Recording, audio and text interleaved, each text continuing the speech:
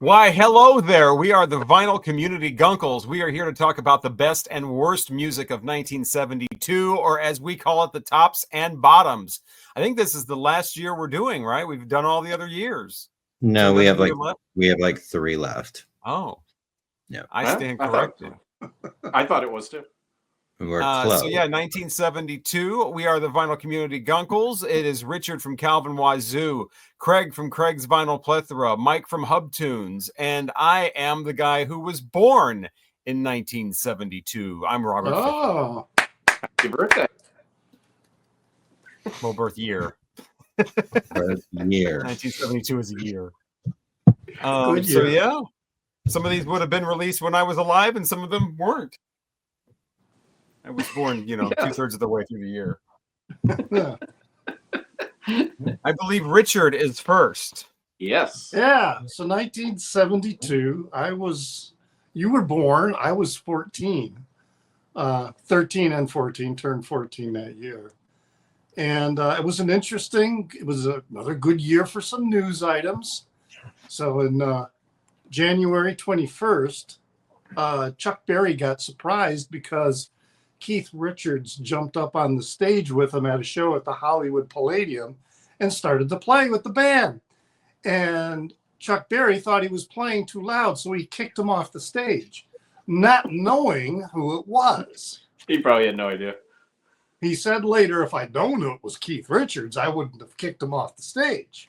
I would have punched him in the face like he did, 20 years later, 15 years later. I always had that standing argument that Chuck Berry played too fast, and Chuck Berry was, well, you play it too slow. And anyway. February 13th, Led Zeppelin had a concert in Singapore, but the authorities in Singapore wouldn't let them off the plane because their hair was too long. Oh, that's rude. It was long. Yeah. Then 1972, chambray shirts, long hair, elephant bell bottoms, stretched denim jeans. It was quite a year. Sounds like a bunch of homosexuals. Yeah. February 14th through the 18th was when John Lennon and Yoko Ono co-hosted an entire week of the Mike Douglas Show. And then they started, John Lennon in particular, he had ongoing legal issues because his visa to visit the United States expired and they didn't want to renew it. And he was identified by the Nixon administration as a persona non grata, and they wanted him out of the country.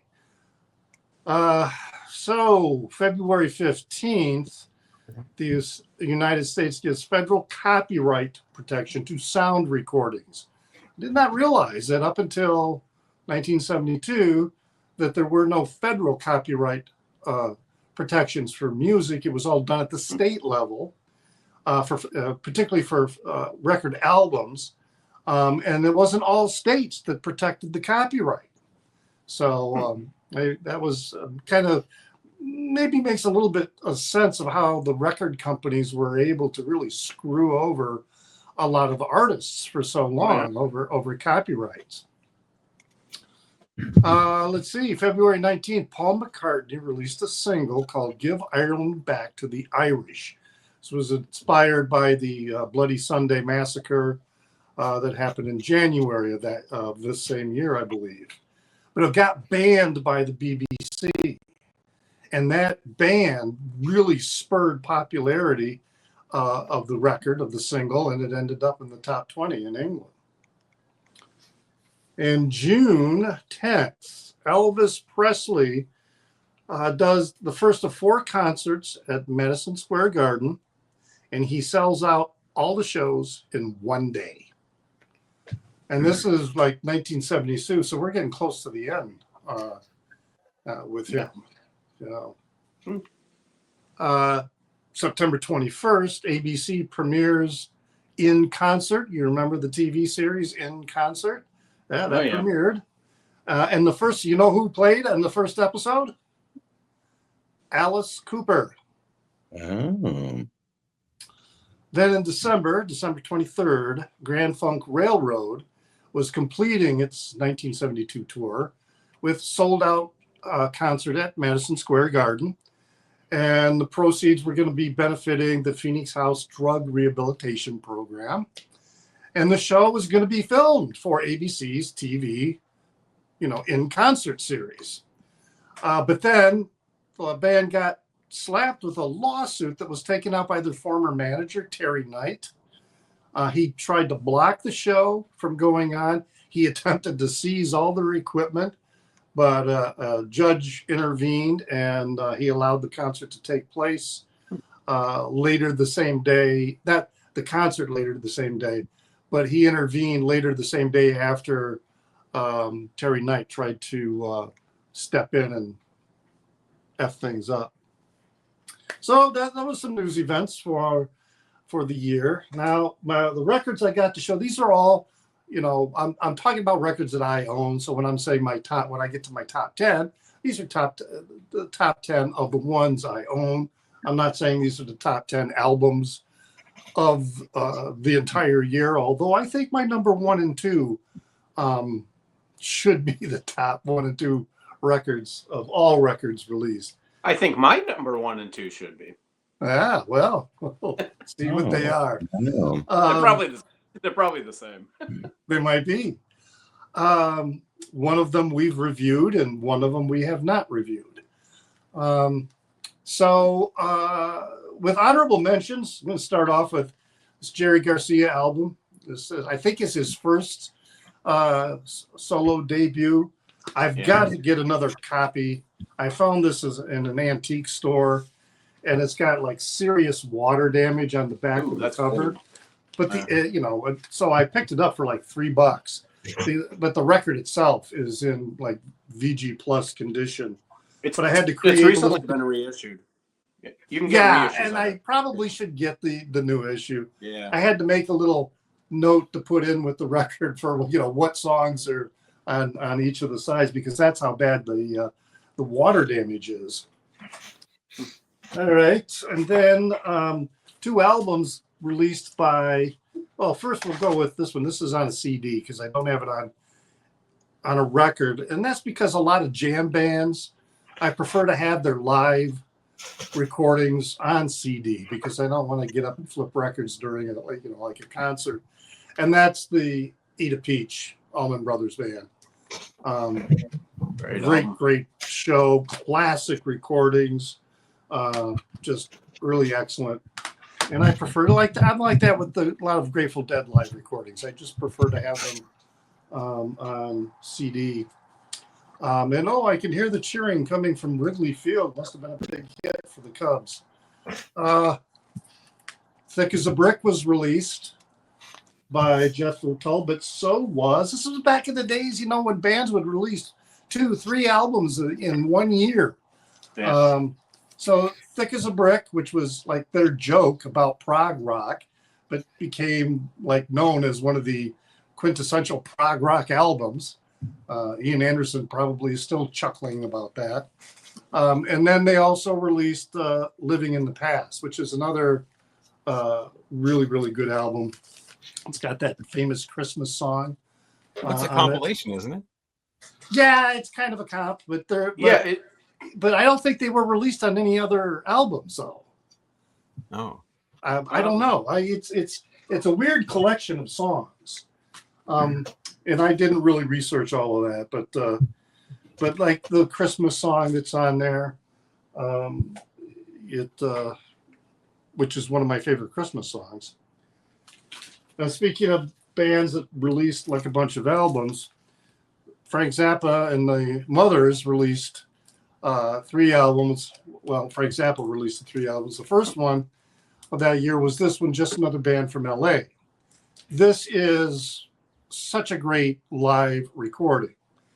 And, Billy the Mountain, this is a radio station copy, WNMC, 1490 AM. And he's got his notes written on here. For Billy the Mountain, it says, no airplay. So, but if you there's a really excellent guitar solo that got edited out of this, and in that whole tour, if you get the box set of the Mother's 1971, because the tour was in 1971, you'll get the full Billy the Mountain that has, because the song on this record is like, I think 24 minutes. Yeah, almost 25 minutes on one side. But the entire song was like 35, 36 minutes because of the guitar solo. It's too long. And this way, too, if you get this, you can skip over the really stupid, prurient Flo and Eddie songs that show up on the Fillmore East album. Yeah. But then this was after, because in the prior year in December, that's when the lunatic jumped up on stage at the Rainbow Theater and pushed Zappa off the stage into the orchestra pit, breaking multiple bones and putting him in a wheelchair. And that's when he came out with these two jazz fusion albums, Waka Jawaka and the Grand Wazoo. Fantastic albums. And at the time, I was 14, so I was into the prurient stuff, that he was doing, that 14-year-old dirty mind. But when these albums came out, I was like, wow, this is amazing music. And I would play them for my friends who also liked the Flo and Eddie stuff and all that comedy music. And they were like, oh, I don't like this. It doesn't have any words. They don't talk dirty. And I'm like, oh, man, but this is fantastic music. But anyway, great records. This was the year Superfly was released. We reviewed this. Yeah. And let's see what else. Oh, I love showing this because I've got two copies. Okay, Made in Japan was released. And then I got the Japanese version of it, which is called Live in Japan. Same recording, same song order, different cover, different title. And I think, Mike, you might have mentioned this before when we were talking about live albums. I don't own any other Deep Purple. And I have no desire to own any other Deep Purple. That's all you need, man. Yeah. That album, yeah. Or Machine Head, or In Rock, or Yeah, the people talk about get all the Machine best Head. songs from those. Who Do We Right. Think We Are? There's that one. No. Better But versions of the band all didn't their like hits on that. The band did not like the recording initially. I read that they actually were upset that Warner Brothers went ahead and pressed it and released it. But then it turned into their best-selling album and one of the best-selling live albums. And so they were kind of like, oh, okay, well, we'll let this slide. Walter Carlos, who became Wendy Carlos, wrote this soundtrack for A Clockwork Orange. And she did it. She came forward to Kubrick saying, yeah, I understand you're doing a movie. I would love to do the soundtrack for it. I even got some ideas. And Kubrick said, yeah, okay. And so she did this entire score and sent it to him. But Kubrick had already made up his mind that he was going to use other material. And so I think almost all of what she wrote did not get used in the film. Maybe the theme, part of the theme got used, which always makes me wonder. I wonder if Kubrick was a little bit of a transphobe. But it was 1972. Well, I mean, so. he was still Walter Chances then. are. Huh? He was still Walter then. Yeah, but this part, I think, I read an article and she was Wendy at the time of the article. I don't know when the transition happened, because I kind of wonder. Do you know what year? Because I kind of wonder if also right around the time the movie. 72 or 71. Yeah. Because I kind of wonder if, and I didn't look it up, so I don't know. So correct me. But I was kind of thinking, It's like maybe somebody's looking it up right now. Yeah, well, good. Because my feeling is Columbia Records was being a little, perhaps, transphobic as well by refusing to That would use be Wendy fine, though, Carlos. you know. But Because, maybe yeah, I thought a lot of this stuff in here was. Yeah, the theme Well, is. a lot of the songs or the stuff she didn't write, like Beethoven's Ninth Symphony, yeah, that was all used in the soundtrack. Yeah, there's But a she lot wrote- on here from Walter Carlos. But there is the Credited to Walter theme. Carlos. I don't think it was used the way she expected it to be used. Mhm. But the book inspired her to write that, and then when she heard that Kubrick was putting a film together, she approached him with the music. Nectar released a Tab in the Ocean. I haven't listened to What this is- in a really long time. May of What is 72.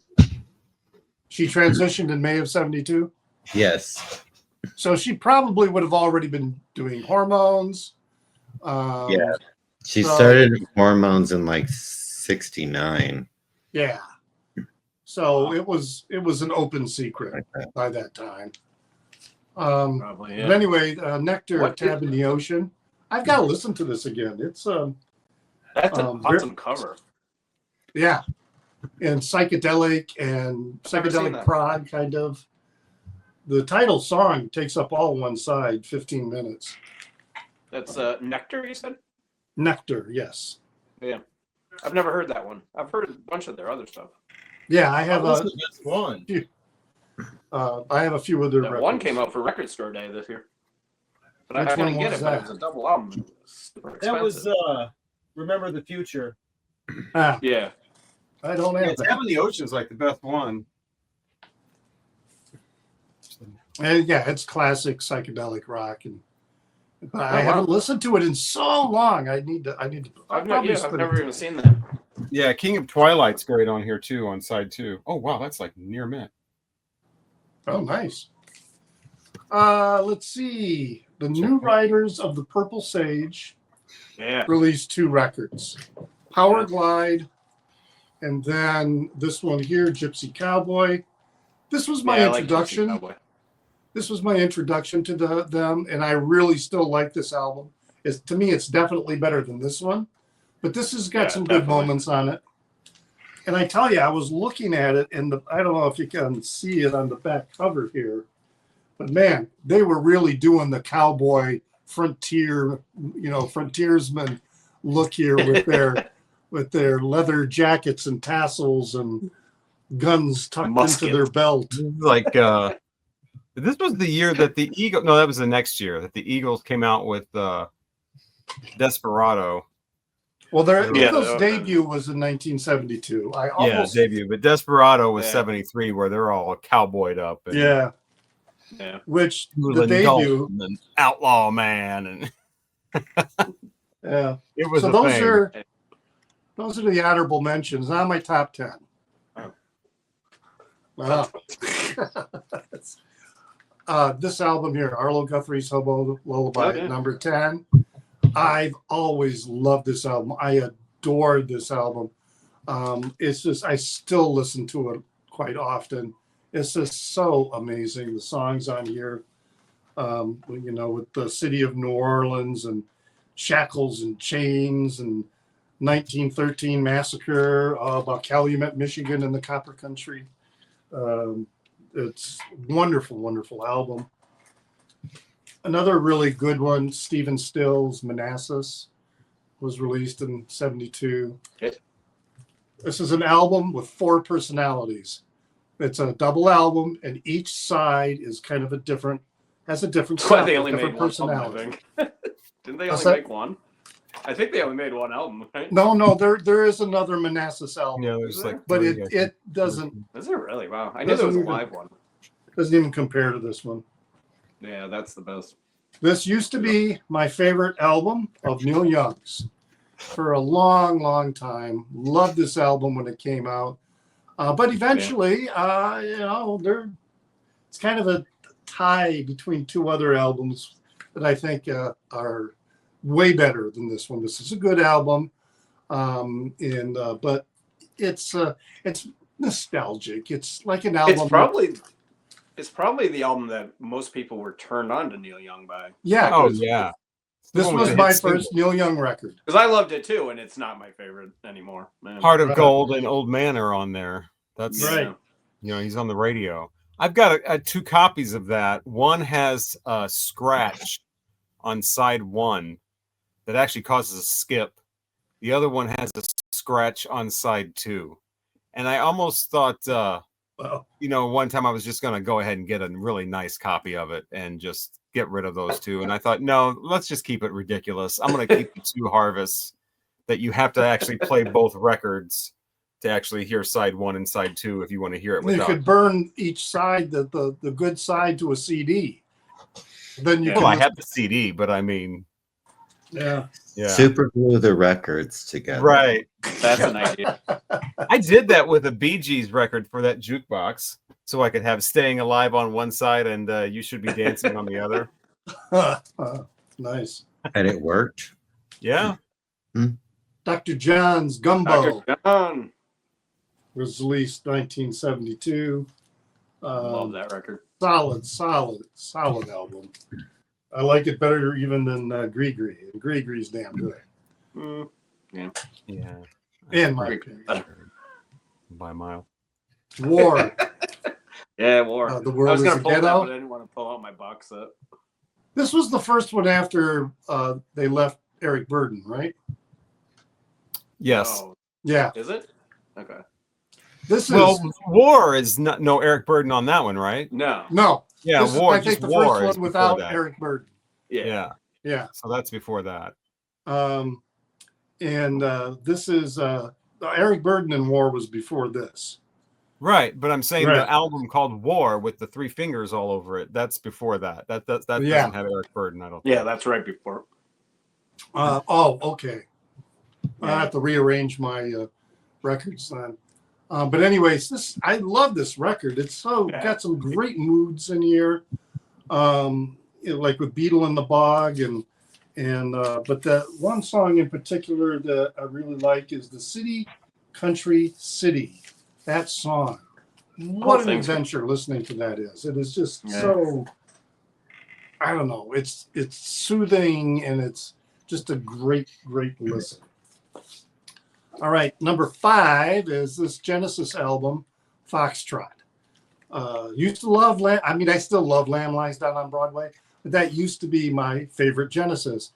And then I really started listening to this one, and this is definitely my favorite Genesis, regardless of whether you're talking about Peter Gabriel years or post Peter Gabriel. Wonderful songs.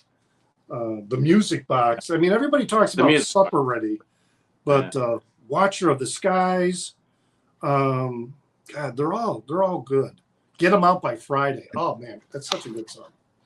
But if you want the real Genesis, right? Which we reviewed. Yeah, you gotta go with right that. there. That's the best. Much. Yeah. Amazing. Joe Walsh at number 4, Barnstorm.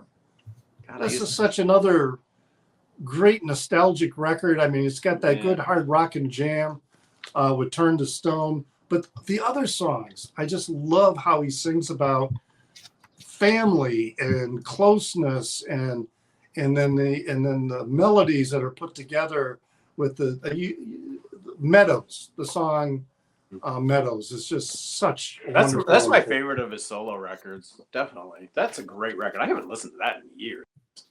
I need to pull that out. Oh, and then we've got Exile on Main Street at number 3 with the Rolling Stones. Not my favorite Rolling Stones, but probably my second or third. But this is such a great album, great listen.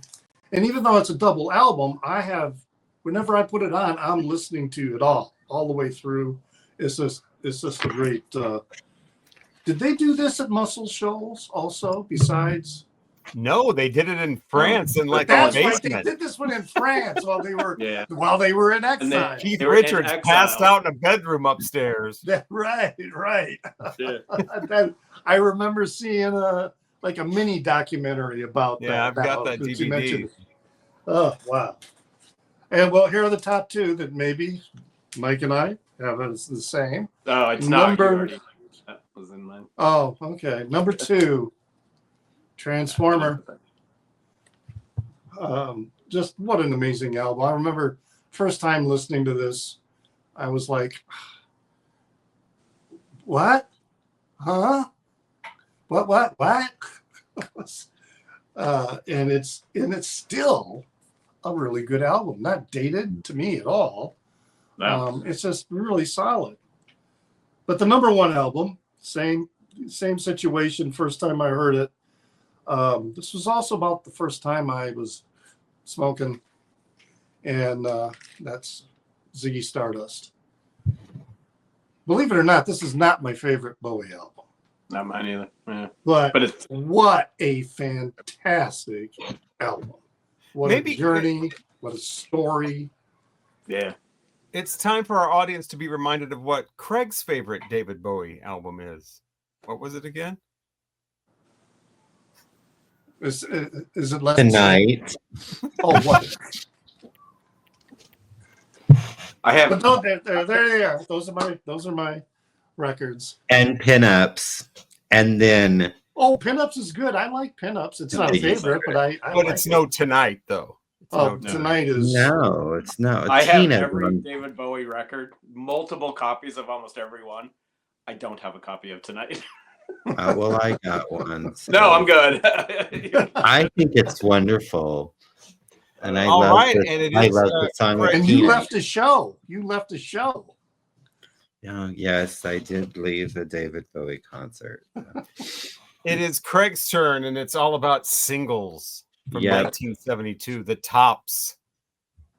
Yeah, so I just have a couple honorable mentions and I have a top 13. And it's Why all not the- just make it an even 15? Right. Because it's fun to say I have honorable mentions and I like my top list to be not normal, like 20 or 15 or whatever. I mine's want to all have a top fine. 13. I've So, got a top 11. song was actually May of 72 and September of 72 by 2 different artists.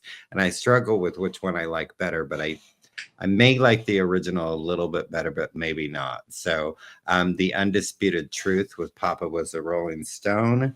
And then in May or September, Temptations did it, which is also fantastic. But I like the female vocalists in The Undisputed Truth. So, Wow, I didn't realize that was already out by somebody else when they released that as a single. I didn't Yeah, know about that either. About the Undisputed Truth. yeah, they were in May. It was released in May of 72, and then The Temptations was released in September of 72. So it was the Wow. same year. Yeah. But Did not- and there's obviously Blue, The Undisputed Truth. Like no, everybody forgot about it, but I don't know. I really kind of like it. I have a 12-inch single of that one. brilliant, but Don't get really drunk on Father's Day and try that at karaoke. oh, okay. I will not do that. Jesus. Thank Would you. never happen. Glad nobody had phone camera out for that. That was not a shining moment. Well, let's see. And I don't. Do they have any other songs? King Harvest with Dancing in the Moonlight. Just I don't think because so.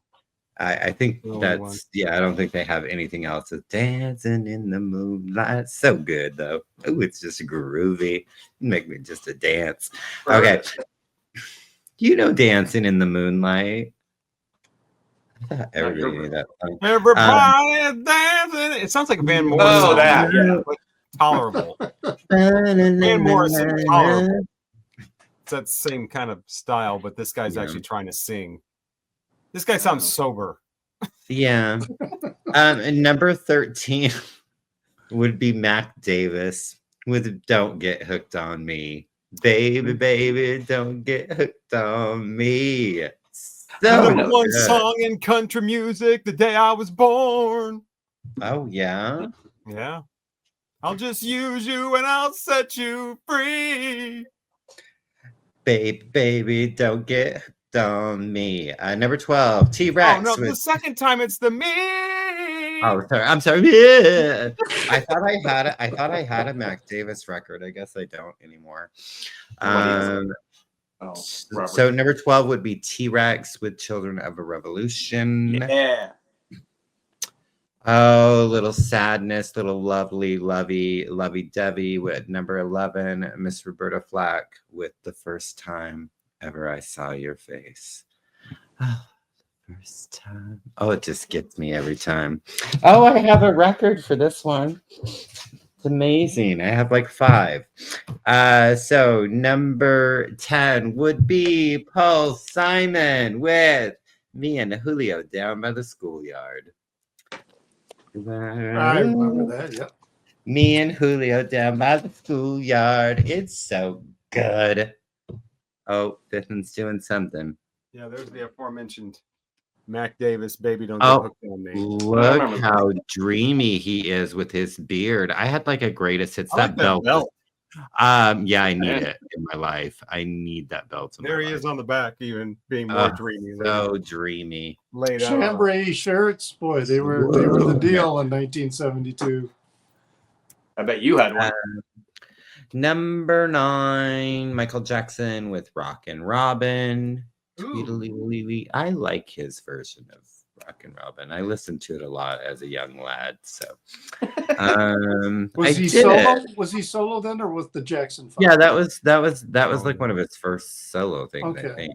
I think it's from the first solo because Ben is the first solo album, right? Well, yeah, Ben was also released that year as a single, Yeah. but Rockin' Robin is a little bit better. No, but I think Rockin' Robin on Ben?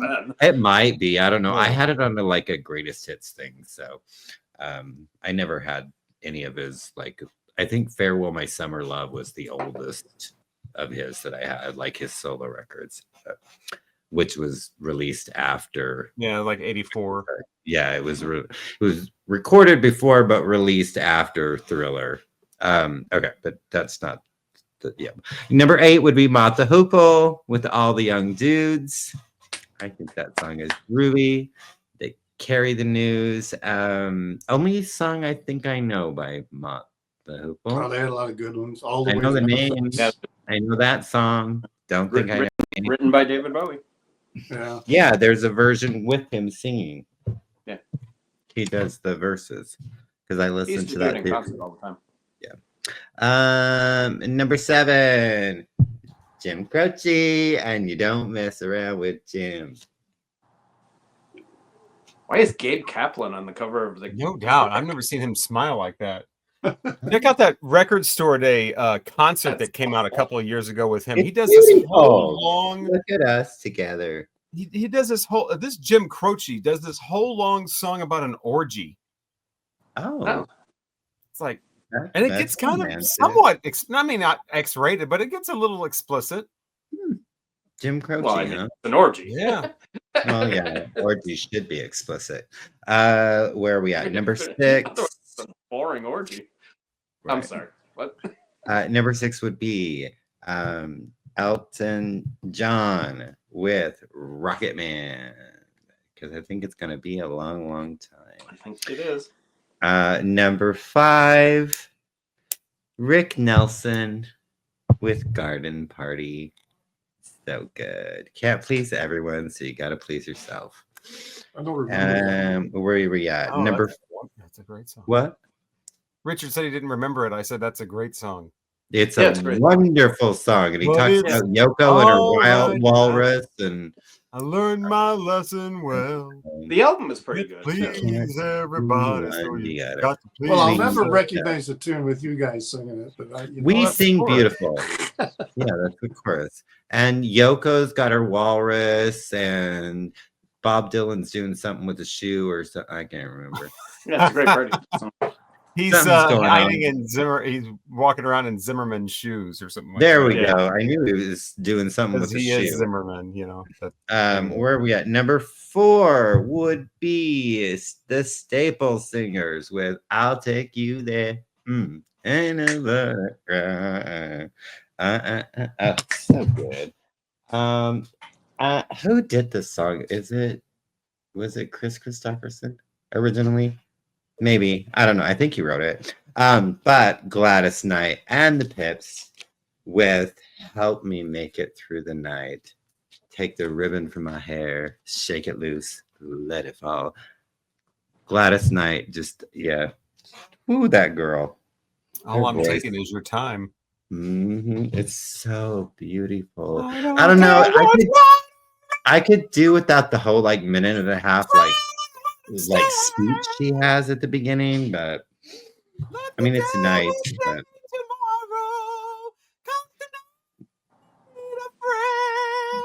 oh, I need a friend. Okay, number 2. You knew that was coming. Crazy horses.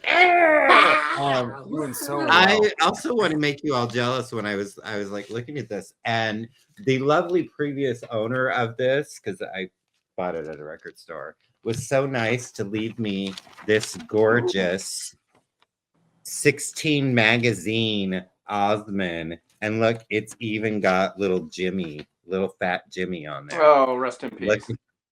Isn't no Jimmy's still alive. Still alive. I looked him up. He's No, coming up. Daryl, who's the one that it started with a D that just died? Daniel, David, No, I don't know. Meryl? Was it Meryl that just died? Dominic. I don't know. One of them just died. Oh, I thought you said Yeah, started one of them with just a D. died. I thought it was Jimmy. No, but Jimmy's still alive. He's the youngest.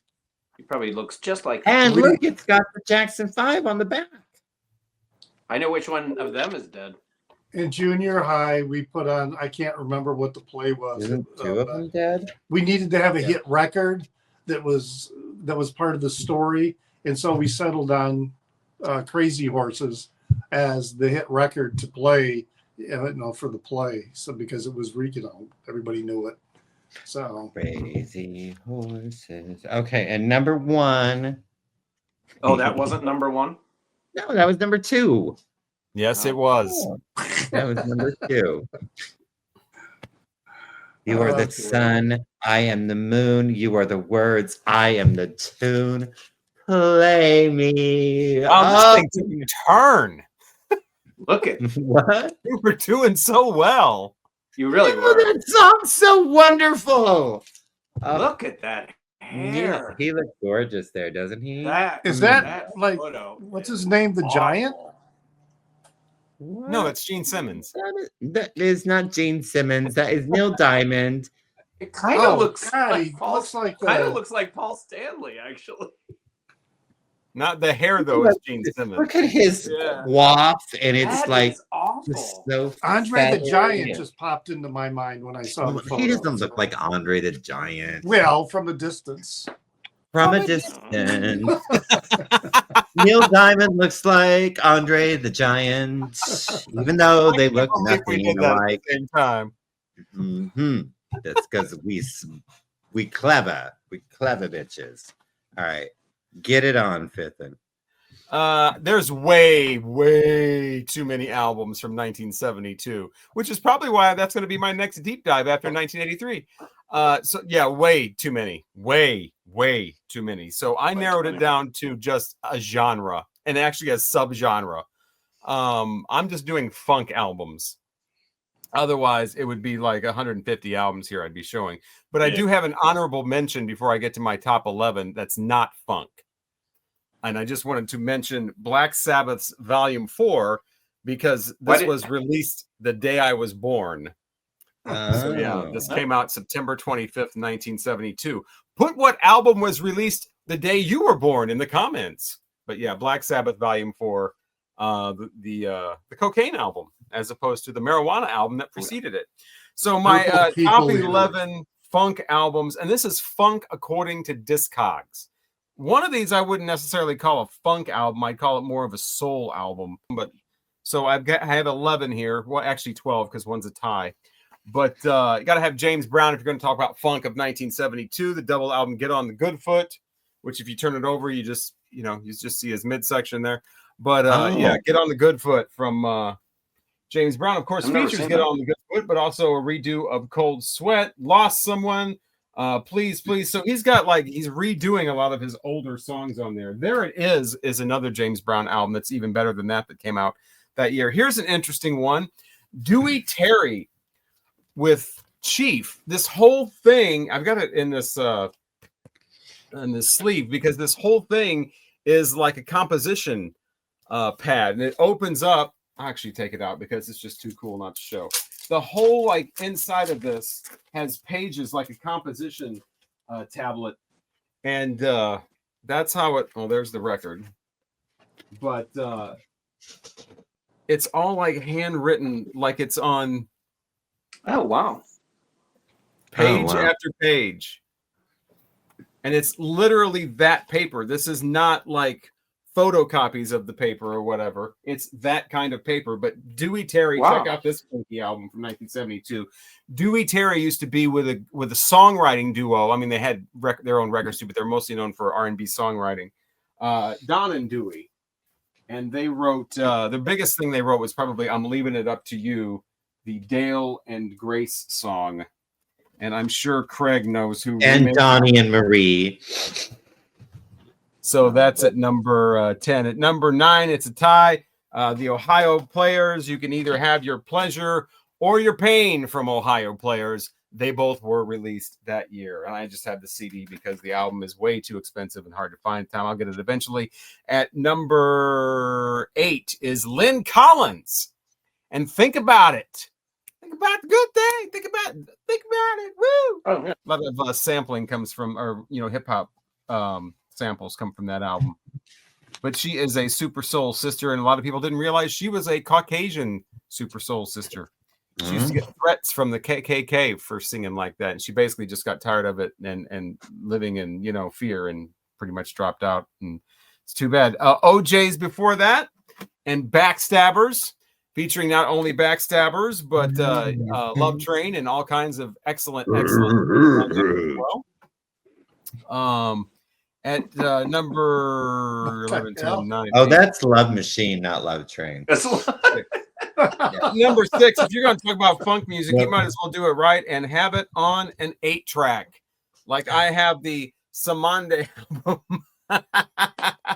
On an 8-track. That's nice. I have their 2 follow-ups on reissue vinyl, but I don't have this on anything but an 8-track, and I'm not sure I ever want to. This is just the perfect way to hear this.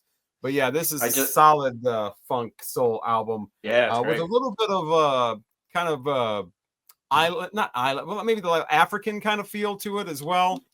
It's excellent. I just saw them live a couple of weeks ago. Oh wow! I didn't know they were still together. That's incredible. That's crazy. I would have loved to see them live back in 1970. It's not all the original members. Oh right. But I'm just surprised that many people know about them, that they could sustain them. They have a new album out. Whatever. Yeah, they have a new album out. So it's not great. What's not great? Their new album. Oh. Number 5. Al Green and Let's Stay Together, featuring, of course, Let's Stay Together, but also all kinds of other great stuff on here. It's not my favorite Al Green album, but it's probably his most popular. So popular that it was re-released with a completely different cover. Why would you do that? 78 or something like that. So you can get it either way. I like the badass jacket on there. Former Michigan the original Governor is so cool. Jennifer Granholm is a huge Al Green fan. And has said publicly. Who? Jennifer Granholm, former Michigan Governor of Michigan. Oh.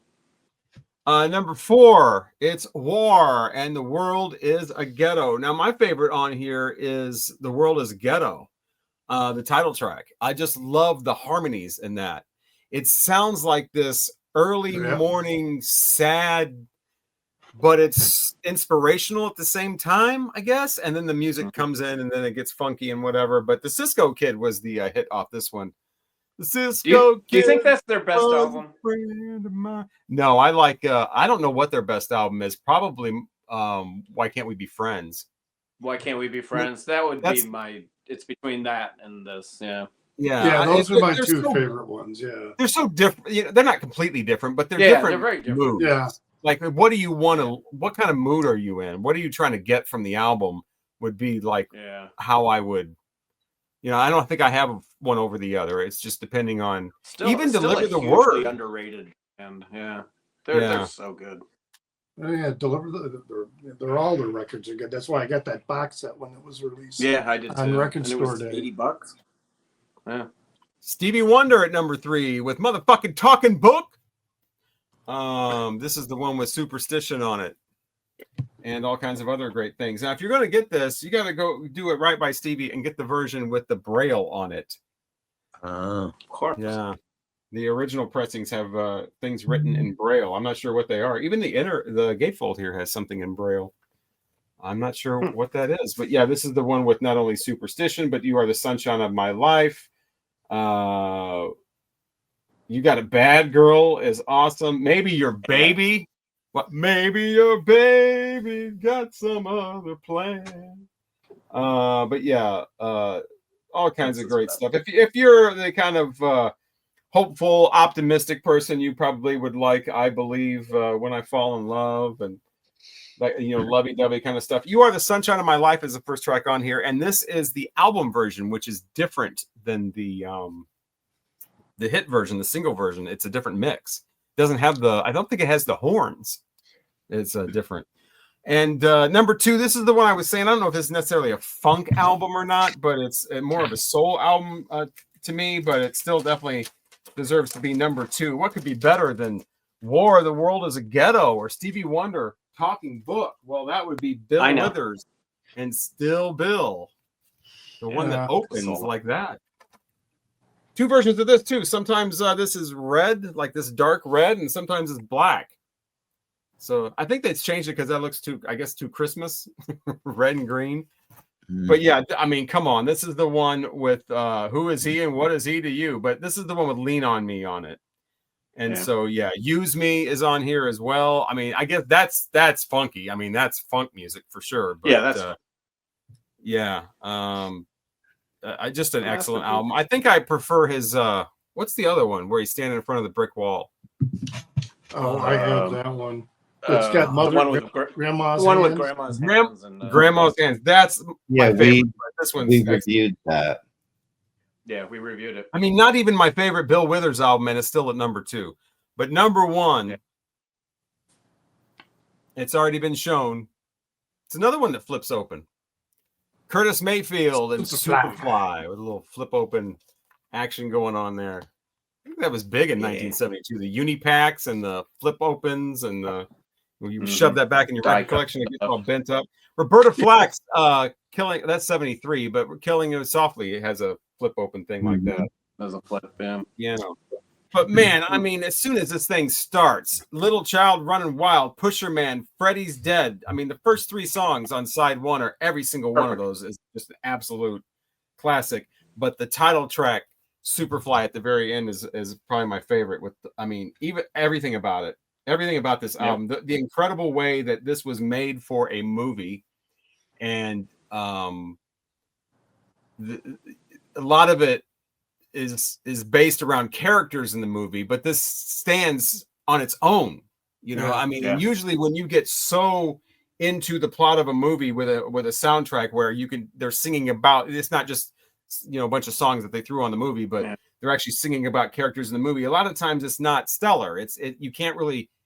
It doesn't work without the movie, but this totally does. Absolutely. The movie is sort of, you know, it's kind of, I wouldn't say cheesy, but it's kind of the thing you look back now and it's kind of kitschy, I guess. This is kitschy, the soundtrack's full on serious. There's nobody. It was the first blaxploitation film, wasn't it? Yeah. No, I mean, The Shaft was before this, but okay. But yeah, this was the one where they went so far as to have that little intermission, or not intermission, but that interlude there with it was a cut up montage of people snorting cocaine, and people were saying it was controversial because it was like a commercial for cocaine or whatever. But man, this is just the music on here, his vocals on here, the songwriting on here, the way that these characters are brought more to life in the songs on here than they are in the actual movie. Incredible. And mine, somebody wrote "fuck" on it. Oh, nice. But yeah, that's definitely my number 1 funk album, soul album, R&B album of 1972. You know, it's amazing about that. About Curtis Mayfield, and then you've also got Isaac Hayes. You know that they were they were songwriters for Stax Records, Yeah. behind a lot of hits that came out of Stax Records. And then they did their own thing, and wow, they crushed it. I'm up next. This is Yes, weird going last. please. I never go last. I never go last on these, do I? This is a long time to wait. Okay, I got about 30 records I pulled. Some of them you guys have already mentioned. Oh, come on. Really? Not expect that out of Craig. No, come on. And the only reason I'm showing it, the title track is awesome. The rest of it, not that good. The revisionist history on this album is a little over the top. The Just title a track touch. is We'll very talk good. more about that coming up too. Paul, a lot of people. First of all, this is one of the greatest years in musical history. I mean, this year is unbelievable. Not only do you have like my favorite albums from bands and artists, you also have their best records. You got a lot of people going solo in 1972 with their first solo debuts. This is one.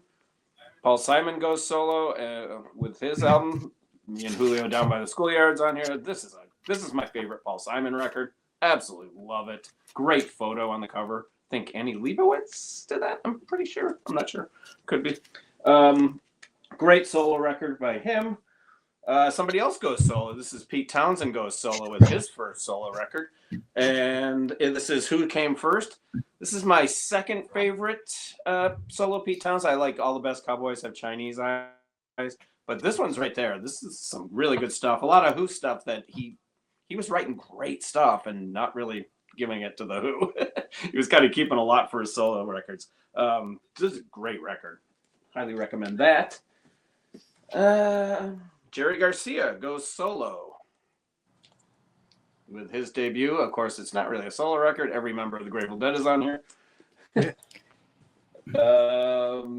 A band out of the UK. This is a fun record, kind of garagey rock.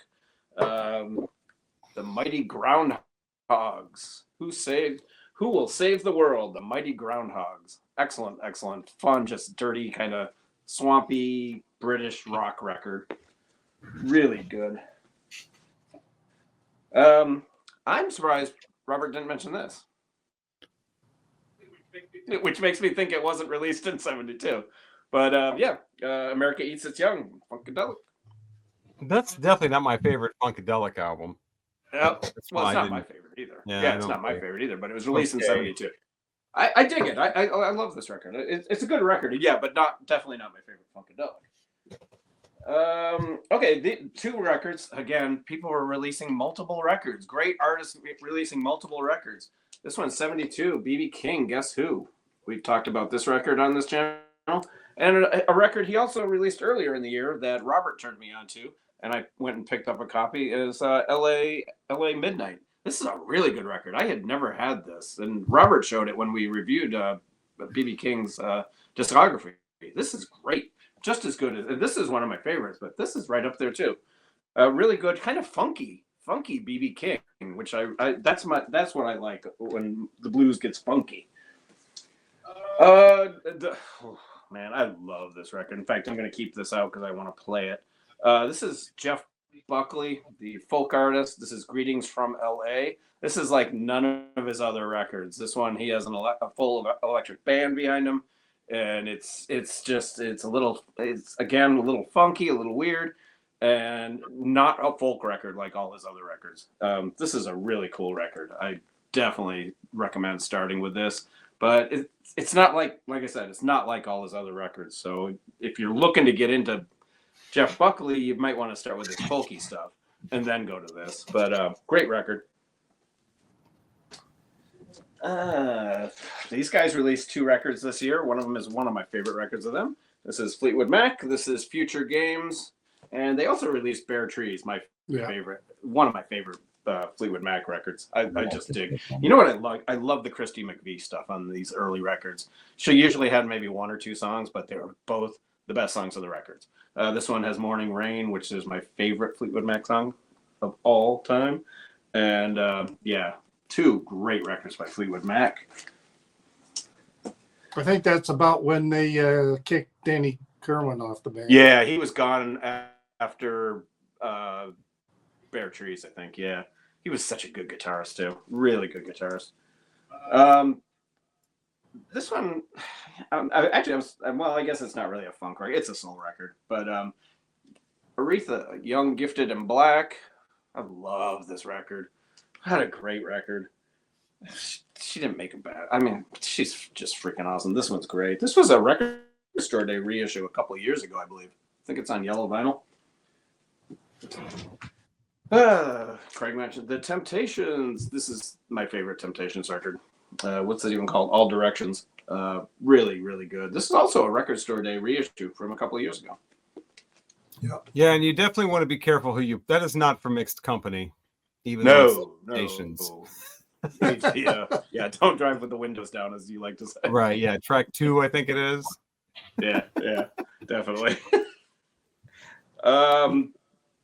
Their best album, my favorite album of theirs, Roxy Music's debut.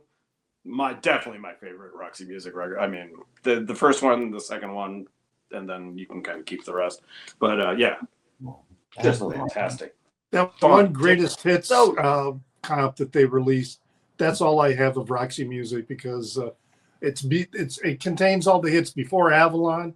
Yeah. But it's got all the great. I don't like that Avalon crap and all. No. This was so different at that time. I mean, it was so unique and weird. And I mean, can you imagine in '72 when this came out? I mean, people probably put it on. We're like, what the hell? I mean, it's just so different and so. Who was the guitarist? Unique. I mean, Brian Eno really brought a lot, but it was what's his name? Phil Manzaro. And Phil Manzaro's solo stuff is good too. Lou Reed goes solo. Lou Reed had 2 albums out that year. This is probably the least known, but this is his debut, and I love this record. This is a great record. It doesn't get a lot of love, but I think it's one of his best. But yeah, Lou Reed goes solo. Robert mentioned this masterpiece, Bill Withers. Jesus. I mean, it's a perfect record. It's so damn good. Elton John, my favorite Elton John record, Hunky Chateau. I love this record. Wasn't this a die cut too, or didn't it fold out? Maybe it had a fold back thing that went like about a quarter of the way over and slid in. I don't think my copy does. Yeah, with the song titles on it. Is it on Uni or MCA? It's on Uni. Oh, yeah, maybe it does. Yeah, I don't know. Where the song titles are on the back. Flips around. Oh, it does. It does have the fold out. You're right. Yeah, it does have the fold out. Yeah. Salvation, Honky Cat, Mellow. It's awesome. Hercules. Oh, and Mona Lisa's and Mad Hatters. A great record. Definitely my favorite. Elton John record. Okay, these are in no particular. Well, maybe. Little Feat, Sailing Shoes. Love Little Feat. Not my favorite Little Feat record. I like Dixie Chicken better, but this one I like. It's a little more raw. By the time they got to Dixie Chicken, they were a little more polished.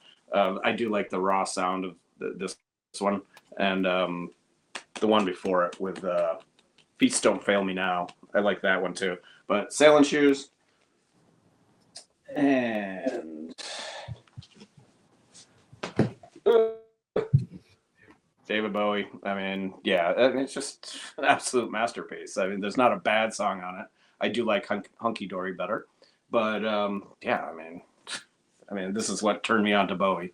You know, it's a freaking insanely good record. My favorite Santana record. I will mispronounce it. Caravanserai. I love this record. This is their 3rd record, and they get a little more jazzy and more out there as far as the jams and stuff. There's not a lot of huge hits on here. There's no huge hits. Maybe Song of the Wind, maybe. But but I love the groove of this record. It's so really, it's just out there, and it's just got a great feel to it. It's uplifting. It's got that kind of feel. And then my favorite album of the year, and my favorite album by this band, and that's Exile on Main Street by the Rolling Stones. Definitely my favorite record. Well, it depends on the day. It's usually this, but Sticky Fingers is right there too. And just an absolutely incredible album. Definitely, probably my favorite. And that's that. All right, now that those were all well, not all, but mostly those were all excellent 1972 releases, either albums or singles. But now it wasn't all excellent, as we're about to find out. It's time for the bottoms of 1972. Wow, what could these possibly be? We're about to find out. Richard's first. Well, I have 2 records for bottoms, but I also had an event that qualifies as like a bottom, a bummer. And that was from July 24th. Bobby Ramirez, he was the former drummer with Edgar Winter's group White Trash. And he was with, this was after he had left Edgar Winter's group. He had formed another group, and they were performing in Chicago. And they went out to Rush Street, to some bar in Rush Street. And as the story goes, Ramirez was in the bathroom, and somebody else in the bathroom made a comment about his long hair. Not sure what it was, but if you see a photo of them, this was 1972. There were a lot of long hairs, and there was also still a lot of long hair hate, that was going on. And Ramirez snapped right back at him. Something, don't know, probably just said, fuck you or whatever. And then it escalated into a fight, and the fight went out of the bathroom into the main floor of the bar. And people broke it up, and Ramirez wanted the bar to call the police on the guy, and but bar owner refused to do that. And Ramirez was like still hot, and he wanted them to go after him. Well, if they're not going to call the cops, I want to go get this guy. And everybody tried to talk him down from doing it, but he went out and got far enough ahead of them. His friends were following, but the guys were waiting for him. They ambushed him, and they beat him to death there on the street. Oh. And this was Mayor Daley. This was Chicago Mayor Daley. So the police, Chicago police are still known. I have a lot of things to say about the Chicago police, and none of them are kind. Well, but especially in this particular era. The cops didn't like long hairs, and especially Latino long hairs. And so it was like, as far as I know, I couldn't find any information as to whether anybody was arrested. And wow, 2 people have just left. Yeah, we might as well pause. Well, if we pause, I have to say everything over again. No, we'll start again. You don't have to do that again. Why are we pausing? Craig got Well, both you and Craig just walked off camera. Oh, I just walked over there to let the cat out. I didn't get up and leave like Craig did. Damn. Is he smoking? No, we got a phone call. My towel. Oh, we got a phone call. Which means it's probably work.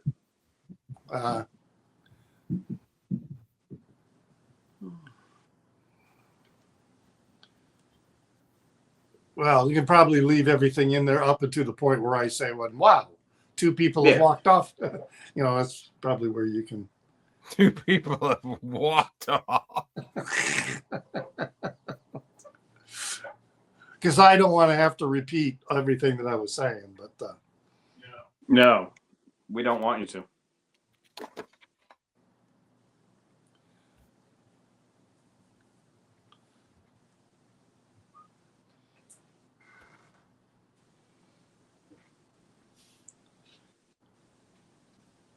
Ugh.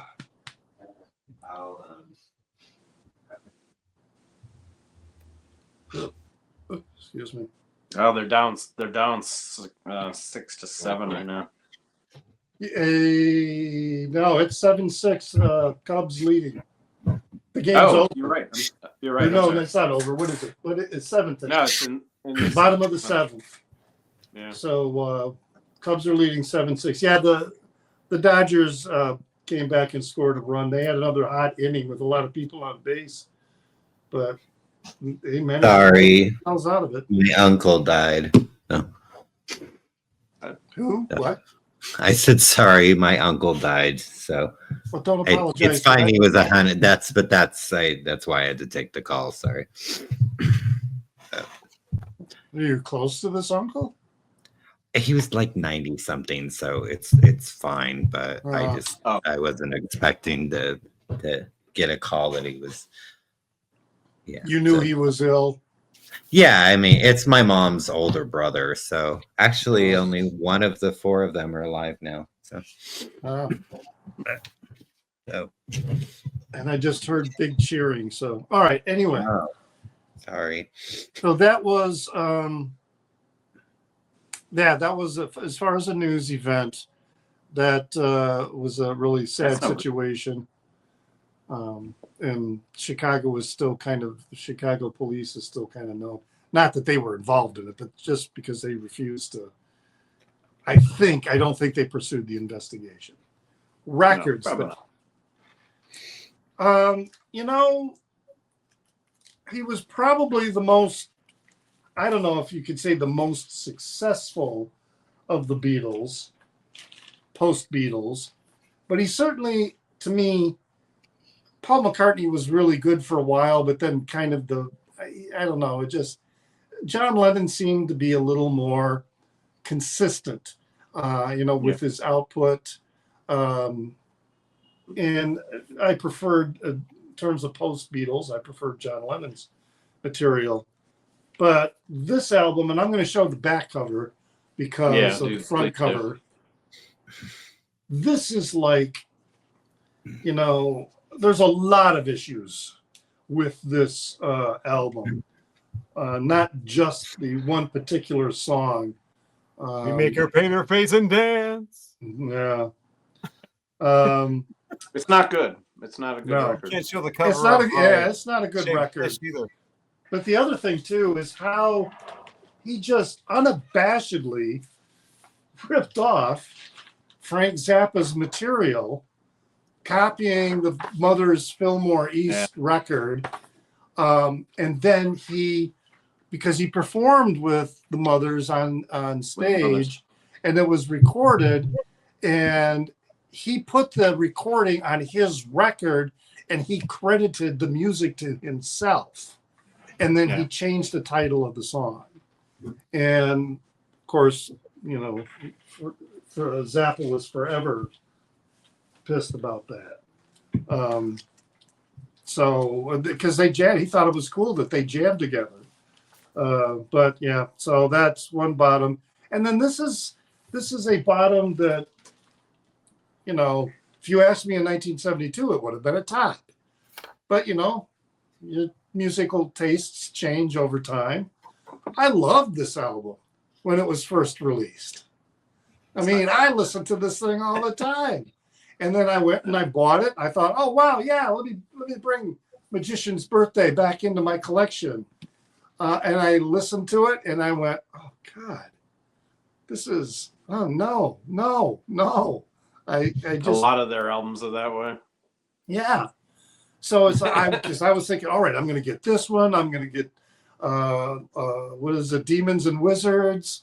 Because that was also, I think, well, it was either 71 or 72.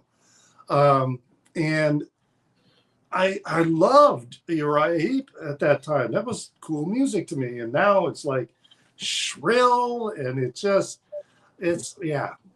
So it's a bottom now for me.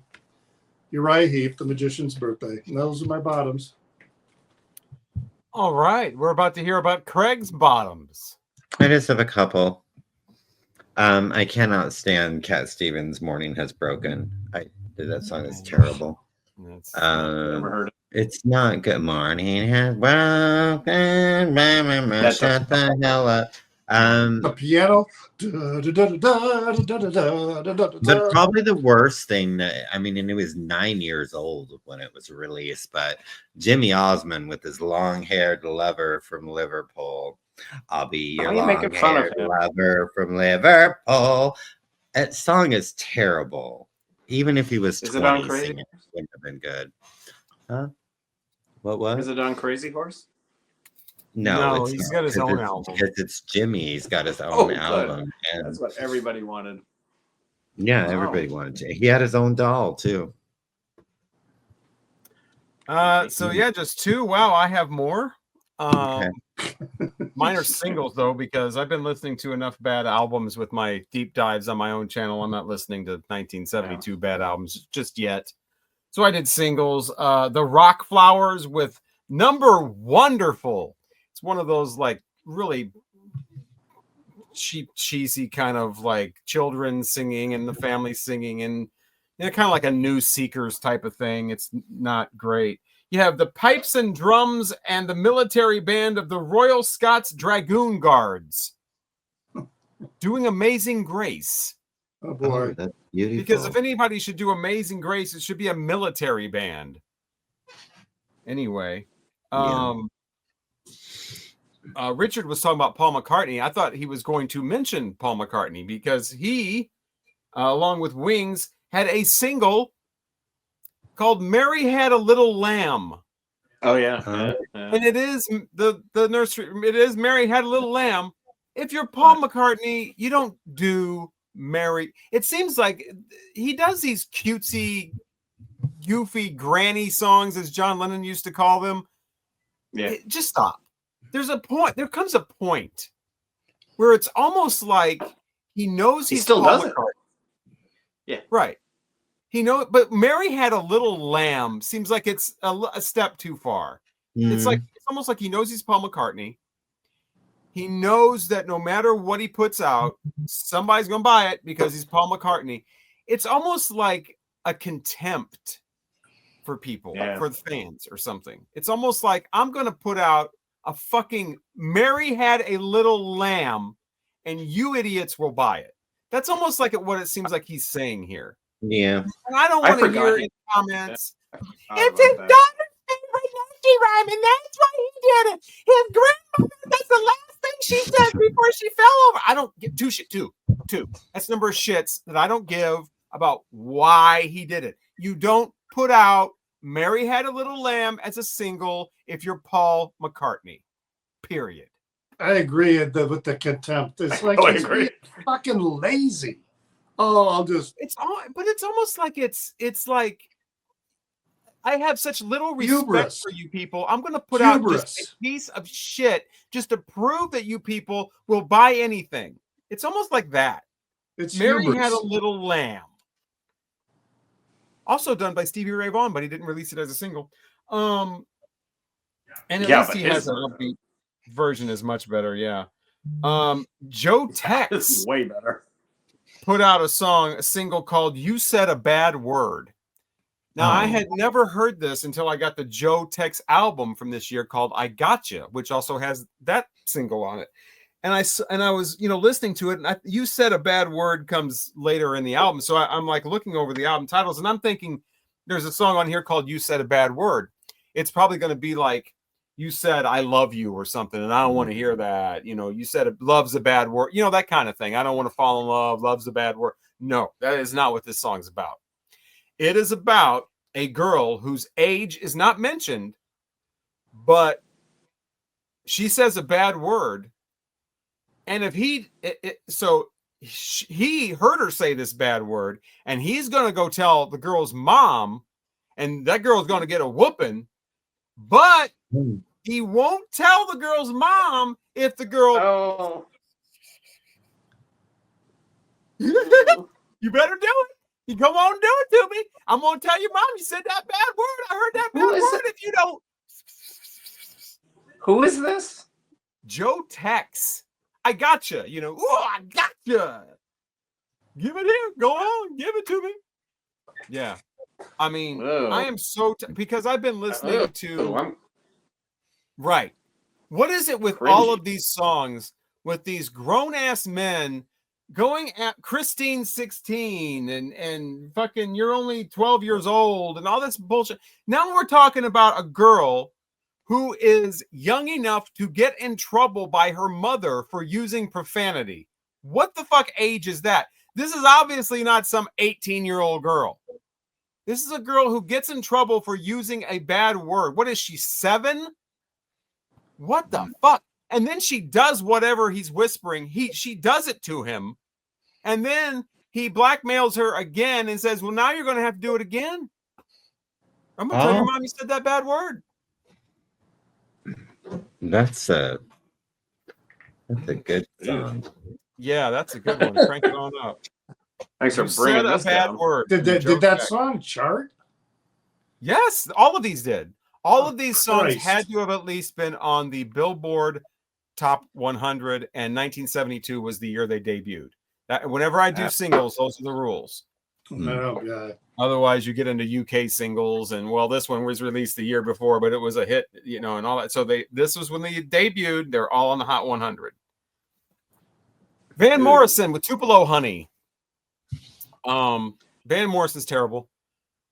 Sometimes he'll put out a song that sounds a little bit more like some care was put in it, like Domino or Wild Night, where it's at least tolerable. He's actually singing verses and there's a chorus and everything.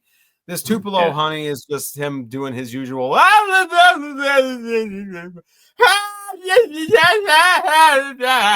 It's not as bad as Astral Weeks, that whole album. It's got a little bit more of a tune to it, but fucking Van Morrison. The greatest thing happened. I was at the record store and somebody decides they're going to put on a bunch of fucking Van Morrison on some homemade CD.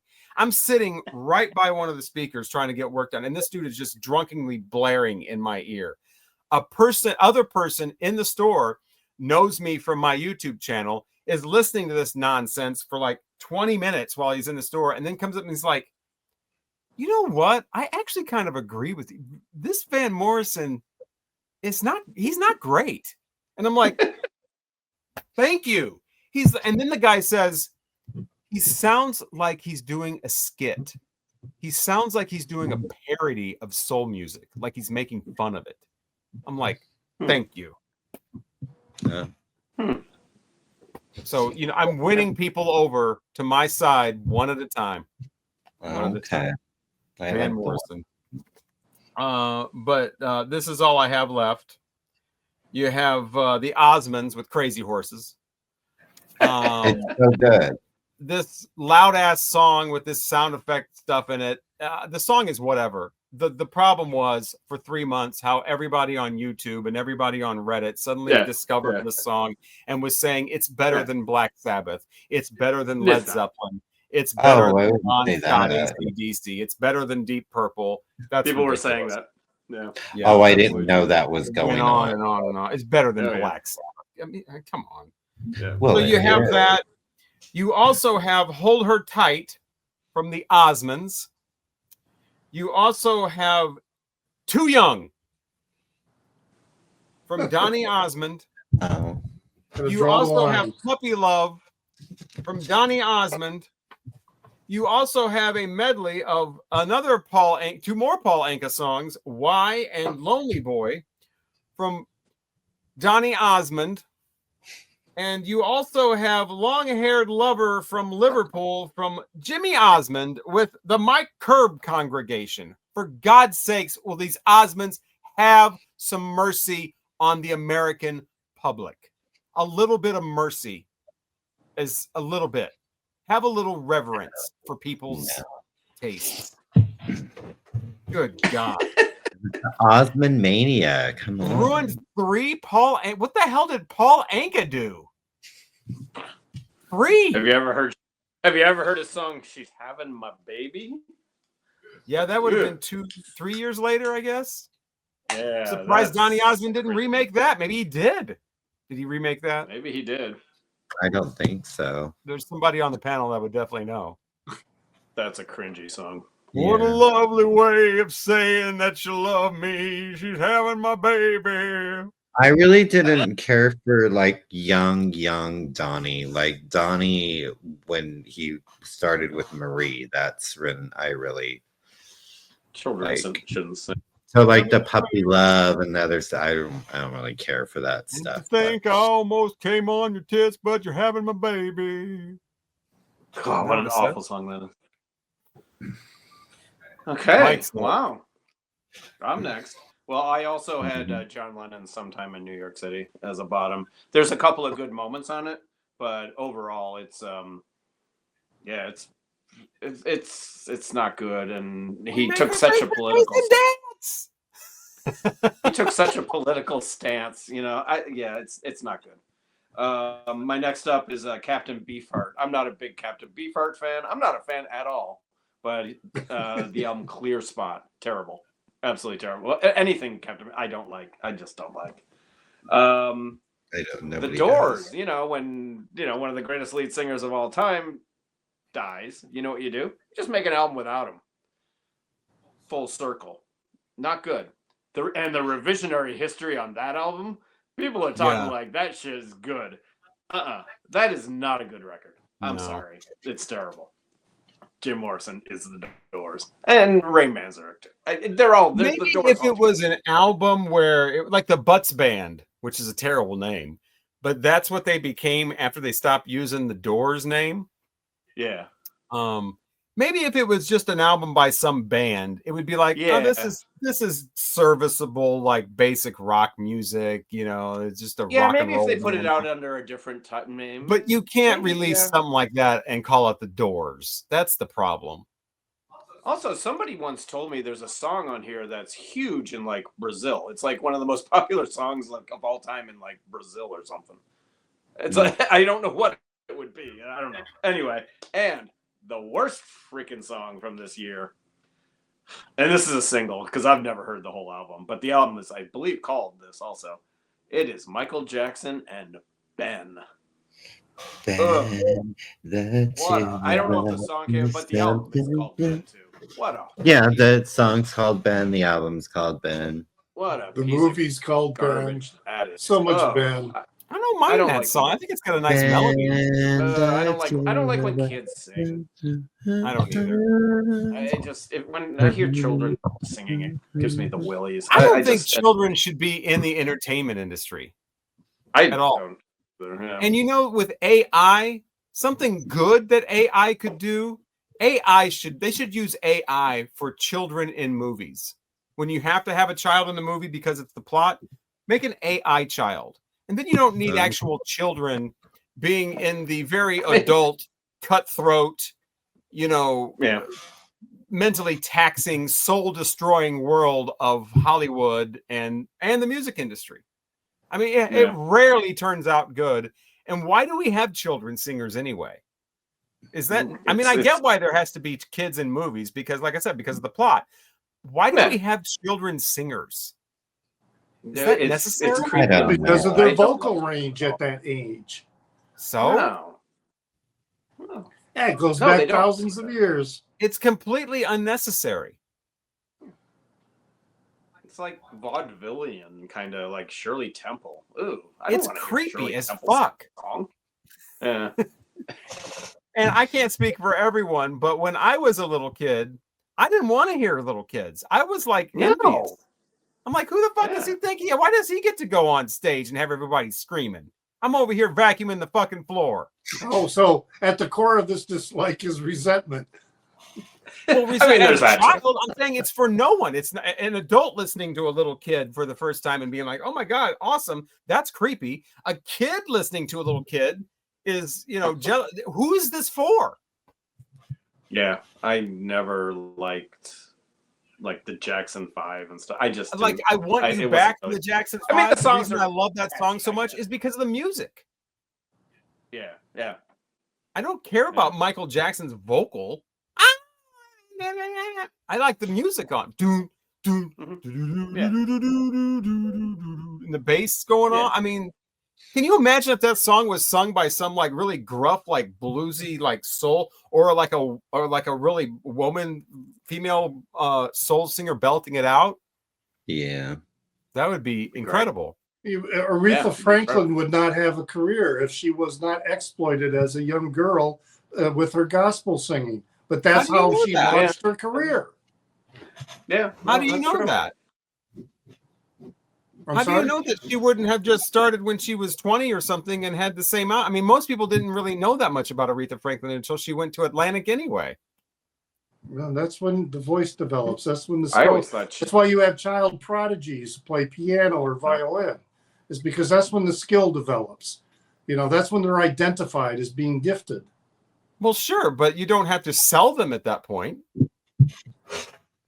No, that's a good thing about classical music. They tend not to. They tend to discourage superstars and put all that pressure on them, so they end up drug addicts and suicide victims or sexual abuse victims. Exactly.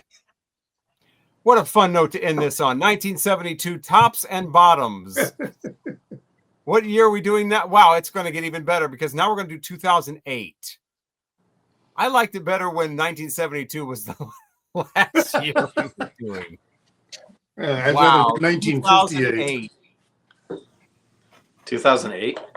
More like 2008. What? Mm-hmm. Yeah, I think I would rather do 2008 or 1958. 2008. I would absolutely rather do 1958. No, I think he said 1858. I would rather. No, I said 1958. Oh, okay. I want to do 1858. We Yeah. could talk about we should do that. We could have like old well, obviously you would that have would be whatever. the crossover period between Romanticism and Baroque, I think. Baroque and Romantic era, and then you could also have like the song catcher stuff from like the Appalachia or whatever. You know, you could have that kind of stuff. I got some. So yeah, join us for that. It'll be great. We'll also be reviewing Mike's choice for the album we're reviewing from the Jayhawks with the red cover. I don't remember what it's called. Sound of Lies. Yeah. The Sound of Lies? Yes. Yeah. The Sound of Lies. Yes. Better than the sound of lice as they crawl out of your hair and into your ear. Yeah. Ew. And on that note, we are the Vinyl Community Guncles. I'm Robert Fitton, along with Richard at Calvin Wazoo, Craig's Vinyl Plethora, Mike at Hub Tunes. Hopefully we'll talk to you again next time.